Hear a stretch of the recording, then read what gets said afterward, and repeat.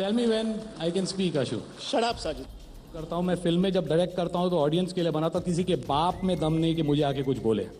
Welcome to social. हमने कई interviews में सेलिब्रिटीज को ऐसे स्टेटमेंट्स देते हुए देखा है जो कि सुनने में काफी एरोगेंट लगते हैं। ये स्टेटमेंट सिर्फ इन सेलिब्रिटीज का एरोगेंस ही नहीं दिखाते, but it also shows the amount of ignorance they have. ये लोग कभी फ्लो में ऐसी बातें कह देते हैं जो बाद में इन्हें भी शायद से सुनने में अच्छी ना लगे। इस वीडियो में हम आपको ऐसे ही 10 most arrogant statements made by Indian celebrities के बारे में बताने जा रहे हैं। This is going to be an interesting video, इसलिए आपसे रिक्वेस्ट है कि आप इसे एंड तक जरूर देखें। नंबर 10, अभिजीत भट्टाचार्य। अभिजीत ने कई बार ऐसे स्टेटमेंट्स दिए हैं जिनकी वजह से कंट्रोवर्सीज क्रिएट हुई हैं। वो ज्यादातर बिना डरे अपने ओपिनियंस एक्सप्रेस करते हैं और इसी वजह से उन्होंने काफी ऐसी चीजें कही हैं जो कि उनका एरोगेंस दिखाती है। जैसे कि एक बार उन्होंने कहा था कि शाहरुख उनकी वॉइस के बिना कुछ भी नहीं है। इसके साथ साथ उन्होंने ये भी बोला है कि शाहरुख जो आज सुपरस्टार बने हैं वो उनके गानों की वजह से बने हैं। शाहरुख खान की लाइफ में क्या है? Who is Shahrukh Khan? Shahrukh Khan is Badshah, that's my song.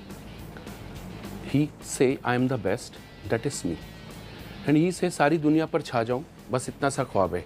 ये तीन को हटा के वेर शाहरुख खान। नंबर 9, अनुपम खेर। अपनी film the accidental prime minister को शूट करते वक्त अनुपम खेर ने मीडिया में ये कहा था कि ये उनके करियर की बेस्ट परफॉर्मेंस है। यही नहीं, उन्होंने ये भी कहा था कि ये एक ऐसी फिल्म है जिसे ऑस्कर्स में जाना चाहिए, as it can give a tough competition to some international political thrillers. Well, उनके स्टेटमेंट पर बाद में उन्हें बहुत ट्रोल किया गया क्योंकि ना तो किसी को ये फिल्म पसंद आई और ना ही उनकी performance. You also feel that this film should go to the Oscars? Absolutely. You see, we don't have to keep sending the backwardness of India and to sell what is not working, the slums of India and the caste system of India.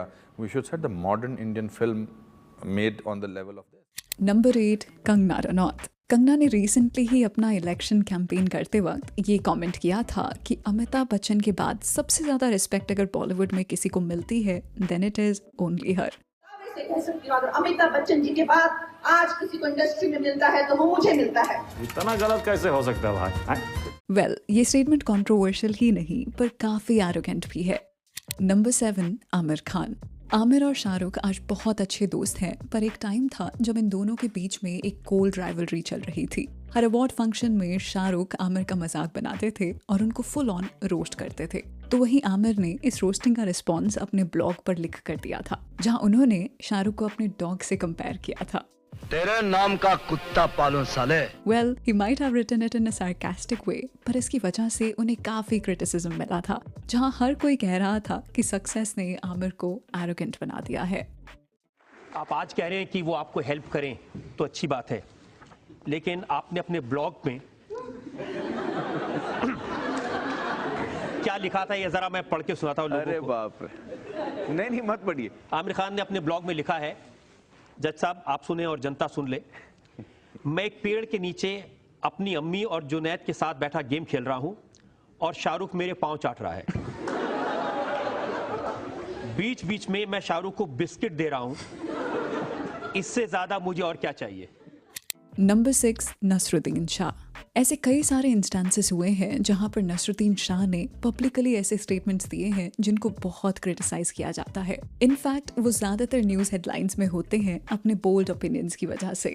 उनकी personality की सबसे अच्छी बात भी यही है कि वो अपने ओपिनियंस एक्सप्रेस करने से डरते नहीं है, and he often speaks whatever is in his mind despite it being controversial. ऐसा एक स्टेटमेंट उन्होंने ईयर 2011 में दिया था जब उन्होंने अमिताभ बच्चन को क्रिटिसाइज किया था। He said that Amit Ji hasn't done any great film in his career, and that's why he might be forgotten by people after some time. You don't consider Amitabh a great actor? I do. But as a great teacher of acting said about talent of actors, that your talent lies in your choices. He's a great actor, no doubt about it. I have always said so. But you believe that while Dilip Kumar will be remembered, his longevity probably won't. आपका इसके बारे में क्या opinion है? We are looking for interesting answers, so do comment. Number 5, Shahrukh Khan. अपनी films के साथ साथ शाहरुख जाने जाते हैं अपने इंटरव्यूज की वजह से। शायद ही कोई और ऐसा एक्टर है जिसके इंटरव्यूज भी उतने ही फेमस हैं जितनी उनकी फिल्म्स। इन इंटरव्यूज में कई बार शाहरुख ने ऐसे स्टेटमेंट्स दिए हैं जो फैंस को तो बहुत पसंद आते हैं as he gives it back to the critics, but somewhere these comments have been a little arrogant as well. हमें भी शाहरुख की sarcastic nature बहुत पसंद आती है, but sometimes even sarcasm needs to be sensible. जैसे कि इस इंटरव्यू में जब वो डॉन 2 को प्रमोट कर रहे थे और उनसे पूछा गया कि क्रिटिक्स को उनकी रावण बिल्कुल भी पसंद नहीं आई, तो उस पर उनका ये रिस्पॉन्स था। Some of the critics were very personal about my midlife crisis. Why am I doing this? I'm trying to prove a point. I just want to tell them, go to hell. I will do stuff which I want to and I will do it all my life. Number 4, Salman Khan. अपने career के starting से ही सलमान का media के साथ अच्छा relation नहीं रहा है। उन्होंने हमेशा से ही मीडिया में ऐसी बातें कही हैं जो कि काफी कंट्रोवर्शियल थी और इसी की वजह से उनकी पब्लिक इमेज पर भी काफी फर्क पड़ा है। But despite this, he has never gotten scared from saying what he wants to say. फिर चाहे वो उसकी वजह से कितने भी arrogant नजर आए। इसका बेस्ट एग्जाम्पल हमें 2010 में देखने को मिला था जब उन्होंने गुजारिश फिल्म का मजाक उड़ाया था। उन दिनों उनके और संजय लीला भंसाली के बीच काफी प्रॉब्लम चल रहे थे और इसी वजह से सलमान ने उन्हें पब्लिकली अटैक किया by making fun of गुजारिश।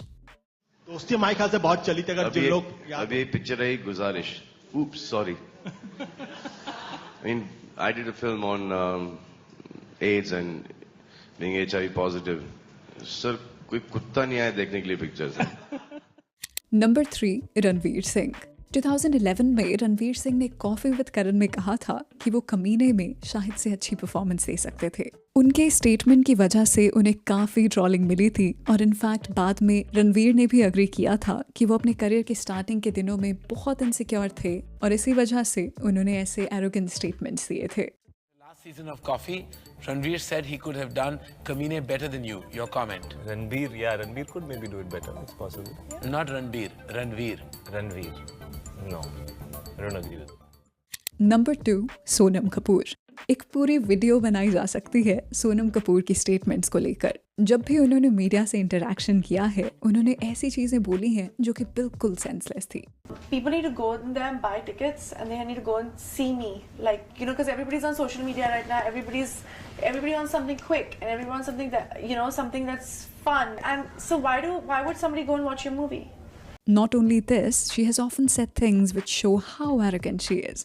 जैसे कि उन्होंने एक बार कॉफी विद करण में पूरी बॉलीवुड इंडस्ट्री का मजाक उड़ाते हुए कहा था कि सिर्फ उन्हें ही इंडस्ट्री में फैशन का सेंस है। यही नहीं, इस इंटरव्यू में उन्होंने इंडिपेंडेंट सिनेमा का मजाक उड़ाते हुए कहा था कि सिर्फ उन लोगों को इन मूवीज में चांस दिया जाता है जो कि गुड लुकिंग नहीं होते हैं। In all honesty, this not only shows her arrogance but also how ill-informed she is about cinema. Does that bother you when they talk about other actresses more in the acting department? Well, you know, the thing about the industry is if you're not good looking, they think you're a good actor. Number 1, Sandeep Reddy Vanga. हमने animal के release के time पर देखा था कि संदीप रेड्डी वांगा ने अपने interviews में कई सेलिब्रिटीज को रिप्लाई करते हुए अटैक किया है। ऐसे ही एक इंटरव्यू में उन्होंने फिल्म मेकर किरण राव को टारगेट किया where he said things which weren't nice to hear. I have often spoken on misogyny and the representation of women on screen. I have talked about it on various platforms at various times. It's not really about the specific film. It's really about the issues and I will continue to speak on these issues. एक superstar की second ex wife बोल रही है कि बाहुबली 2 और Kabir Singh misogyny को promote करते हैं, तो मैं कहना चाहता हूँ कि उस औरत को कि जाके आमिर खान को पूछो कि खंबे जैसी खड़ी है लड़की या फुलझड़ी है, वो क्या था। यहाँ पर जो उनकी बात करने का तरीका था वो काफी एरोगेंट था और इसी वजह से उन्हें इसके लिए क्रिटिसिज्म भी मिला था। He has the right to defend his film, but why is it always about demeaning others? कई जगह पर उनके comments at least context में होते हैं। कॉन्टेक्स्ट में नहीं देखते फिल्म को। But in Kiran Rao's case, these comments felt completely unnecessary. Video खत्म करने से पहले आप भी हमें बताएं कि इन सारे स्टेटमेंट्स में से आपको कौन से स्टेटमेंट्स जस्टिफाइड लगे। We are looking for interesting answers, so do comment. तो चलिए that's a wrap on this video. आप हमें इंस्टाग्राम, ट्विटर और फेसबुक पर भी फॉलो कर सकते हैं @socialofficial, जहाँ आपको हर तरह की फिल्म और एंटरटेनमेंट से जुड़ी अपडेट्स मिला करेंगी। ऐसी और भी इंटरेस्टिंग वीडियोस के लिए देखते रहिए सोशल, हर उस चीज़ के लिए जो आप जानना चाहते हैं।